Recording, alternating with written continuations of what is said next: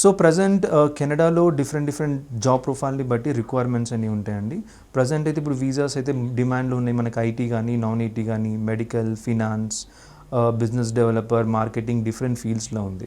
So job opportunities అనేది మనము once క్లయింట్కి వీసా వచ్చిన తర్వాత రెజ్యూమే మార్కెటింగ్ మనమే చేస్తాము. లైక్ వీసా వచ్చిన తర్వాత క్లయింట్ యొక్క ప్రొఫైల్ని ఇంటర్నేషనల్ స్టాండర్డ్స్గా ప్రిపేర్ చేసి కెనడియన్ జాబ్ పోర్టల్స్లో మార్కెట్ చేస్తాము. సో ఇంటర్వ్యూస్ ప్రొవైడ్ చేసే బాధ్యత మాదండి. సో క్లయింట్ అనేది ఇంటర్వ్యూ క్రాక్ చేయాలి.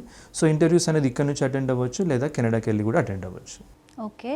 ఐలెట్స్ మ్యాండేటరీ అంటారు కదా కొన్ని కంట్రీస్కి. అవునండి. కెనడా పిఆర్కి ఎన్ని పాయింట్స్ ఉండాలంటారు ఐలెట్స్? సో ఐఎల్స్ అనేది బేసికలీ 2 కేటగిరీస్ ఉంటాయి. One is academics and second one is general అండి. అకాడమిక్స్ అనేది స్టూడెంట్ వీసాస్కి రాస్తారు, జనరల్ అనేది పిఆర్ వీసాకి రాస్తారు. ఇక్కడ బేసిక్ రిక్వైర్మెంట్ వచ్చేసరికి 6 in each band is mandatory. అది ప్రొఫైల్ని బట్టి చేంజ్ అవుతుంటుంది. కొందరికి 6.5 ఉండొచ్చు, కొందరికి 7 రిక్వైర్మెంట్ ఉంటుంది. ఈ ఐఎల్టీఎస్ ఎగ్జాక్ట్ రిక్వైర్మెంట్స్ అనేది మనం ఇనిషియల్గా ఫస్ట్ స్టెప్లోనే తెలిసిపోతుంది.